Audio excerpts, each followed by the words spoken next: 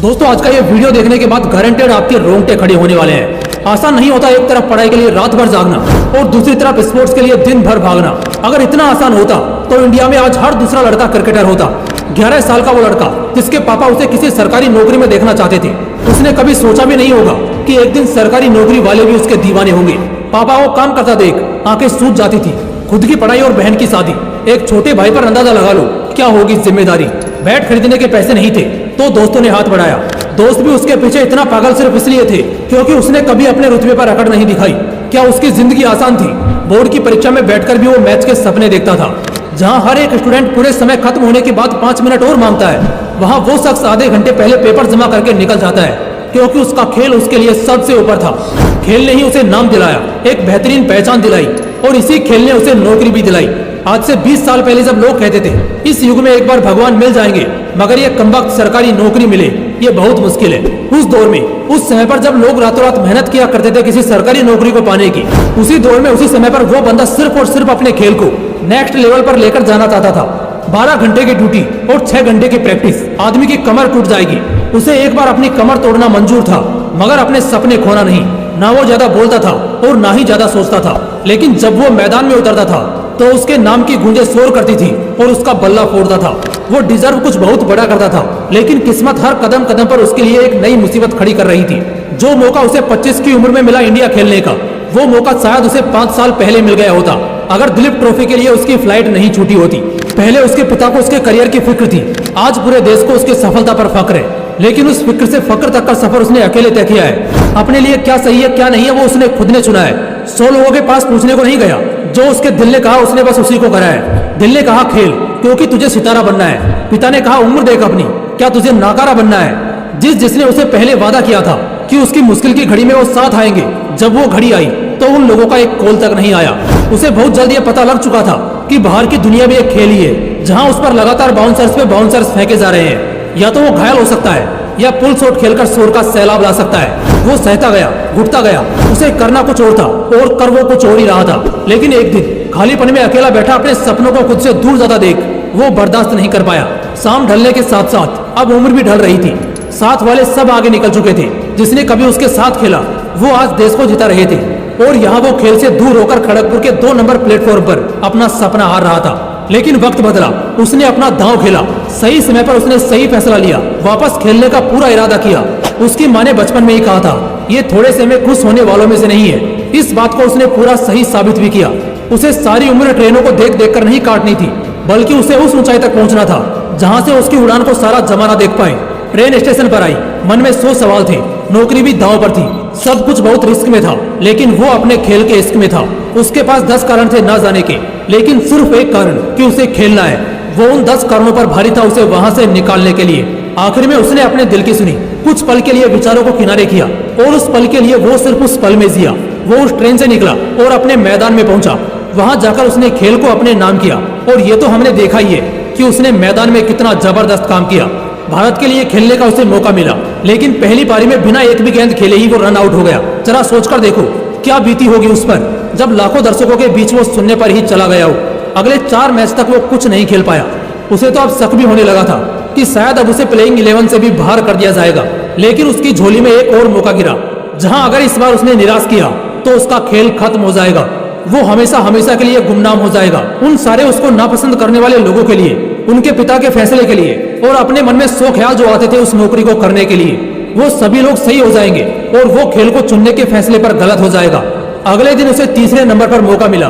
वो मैदान पर उतरा और इस बार उसने विरोधी के ऐसे पसीने छुड़ाए कि वो बस पूरे खेल में मैदानों के चक्कर ही लगाते रह गए। 148 की नाबाद पारी खेलकर उसने पूरे देश में अपना नाम रोशन किया और अपने खेल से हजारों की भीड़ को अपनी ओर खींच लिया। इसके बाद हर मुकाबले में वो लोगों को हीरो देखने लगा। सब कुछ उसकी जिंदगी में बढ़िया चल रहा था। 2007 में उसे इंडियन टीम की कप्तानी भी सौंप दी गई।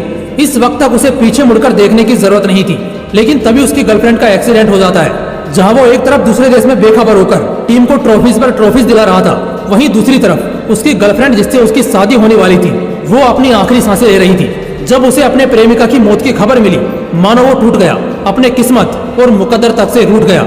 हरे भरे खेतों में जैसे एकदम से सूखा पड़ गया हो। जिसके साथ उसने जिंदगी जीने के सारे ख्वाब बना लिए थे वो एक झटके में तबाह हो गए। उसके सदमे का बहुत बुरा असर पड़ा उसके खेल पर। लोगों ने बस उसे मैदान पर देखा। असल जिंदगी की जंग लड़ते हुए उसे किसी ने नहीं देखा। उसका खेल बिगड़ा तो लोग पूरे देश में उसके पोस्टर जलाने लगे, उसके घर के बाहर शोर शराबा करने लगे, उसे गालियां देने लगे, बददुआ देने लगे। ऐसे वक्त पर मजबूत से मजबूत इंसान भी टूट जाएगा, मगर क्या वो झुका? नहीं। क्या उसने हार मानी? नहीं, बिल्कुल भी नहीं। 3 साल बाद वर्ल्ड कप था और भारत पिछले 25 साल से कोई वर्ल्ड कप नहीं जीता था। उसने 3 साल बाद की तैयारी उसी वक्त से शुरू कर दी। लोगों ने उसको नीचे गिराने की, उसकी हिम्मत तोड़ने की बहुत कोशिश की, मगर बावजूद इसके वो ना तो कभी झुका और ना ही टूटा। 3 साल तक उसने कोई शोर नहीं किया। उसके फैसलों के सब खिलाफ रहे, मगर फिर भी वो डटा रहा।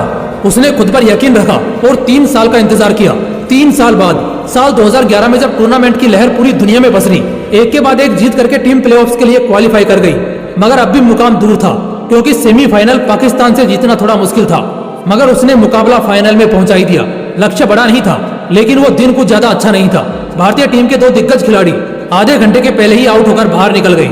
फिर गंभीर और कोहली ने मैच को संभाला, लेकिन उस दिन कोहली भी ज्यादा कमाल नहीं दिखा पाए। और फिर एंट्री हुई उस दबंग खिलाड़ी की, जो खेल का रुख 1 सेकंड में मोड़ सकता था। पूरा शोर बस उसके नाम की चीख पुकार कर रहा था। सारे लोग खड़े होकर उसका अभिनंदन कर रहे थे। और इसके साथ ही वो शेर मैदान में दाखिल होता है। पहली गेंद बड़ी तकलीफ देती है, मगर दूसरे छोर से वो धीरे धीरे खेल को आगे बढ़ाता है। लक्ष्य अब भी दूर था, मगर उसे जीतने पर पूरा यकीन था। खेल जैसे जैसे आगे बढ़ा, एक और विकेट गिरा और अब वो फॉर्म में आया। उसने समय रहते अपना स्पीड बढ़ाया और कुछ गेंदों में अच्छे स्कोर के साथ आखिर में एक लंबा छक्का मारकर देश को पूरे 28 साल बाद दूसरा वर्ल्ड कप दिला दिया। सभी की आंखों में आंसू थे। लोगों की धड़कनें तब कहीं शांत हुई। उस चीख पुकार के बाद वो शख्स उस एक खेल के बाद पूरे देश का चहेता और सबसे बड़ा खिलाड़ी बन गया। वो कहते हैं ना कि कुछ लोग ऐसे होते हैं जो सदी में 1-2 ही पैदा होते हैं। ये शख्स भी उन्हीं में से एक था। मुझे पता है शुरू से ही आपने इन्हें पहचान लिया होगा, मगर कहानी का फ्लो मैं तोड़ना नहीं चाहता था। लेकिन अब हम कहानी के उस हीरो को आपके सामने पेश करते हैं, जो रेगिस्तान में भी ठंडा रहने की काबिलियत रख सकता है, जो 22 गज की दुनिया का बेताज बादशाह कहलाता है, जो थाला के नाम से पुकारा जाता है, जो कई खिलाड़ियों का करियर बनाने के लिए जाना जाता है, जिसकी उपस्थिति ही खेल को अपनी तरफ खींचकर ले जाने की ताकत रखती है, जिसे क्रिकेट का जादूगर कहा जाता है। वो कहते हैं ना, जो अनहोनी को होनी कर दे, होनी को अनहोनी। जर्सी नंबर 7 है उसकी, नाम है उसका धोनी। जी हाँ, महेंद्र सिंह धोनी। हेलीकॉप्टर भी उतना मशहूर नहीं हुआ जितना उस शख्स का हेलीकॉप्टर शॉट हुआ, जिसके एक इशारे पर दुश्मन परेशान हुआ। एम्पायर भी फैसला लेने से पहले उसकी तरफ देखते, क्योंकि बाज की नजर शायद एक बार चूक भी जाए, मगर स्टंप्स के पीछे वो कभी नहीं चूक सकता।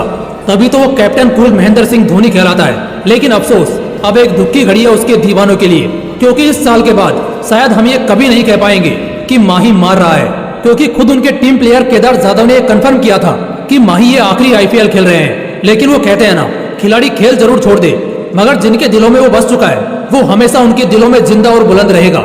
माही ने जितना प्यार क्रिकेट और क्रिकेट फैंस को दिया है ना, उतने के बाद बेशक इन्हें सदियों तक जमाना याद रखेगा। अगर दिल से आपने इस पेशकश को खुलकर एंजॉय किया और माही की कहानी से आप बहुत ज्यादा प्रभावित हुए, तो वीडियो को लाइक और शेयर करने के साथ चैनल को भी जरूर सब्सक्राइब कर लेना, क्योंकि इस चैनल की कोई भी वीडियो किसी भी पल आपकी जिंदगी बदल सकती है। आखिर में हमारे लेजेंड स्टार माही के लिए 4 लाइन कहना चाहूंगा। जब टीम हारती है तब तू सामने खड़ा रहता है, और जब टीम जीतती है तो तू सबसे पीछे दिखता है। जब तक तू खेल में होता है तब तक जीतने का हौसला रहता है। तेरे दिमाग के आगे सब फीका था, इससे कौन अनजान है कि कितने खिलाड़ियों को बड़ा बनने का दिया तूने मौका था। सदी में शायद ही एक और ऐसा माही हो पाएगा, क्योंकि जो बात तुझमें थी शायद वो तेरे साथ ही चली जाएगी। लेकिन एक बात जरूर कहूंगा, आप खेलो या ना खेलो, मगर आप लोगों को हमेशा याद आओगे, और जब जब क्रिकेट की बात की जाएगी आपका नाम सबसे पहले लिया जाएगा। जय हिंद, जय भारत।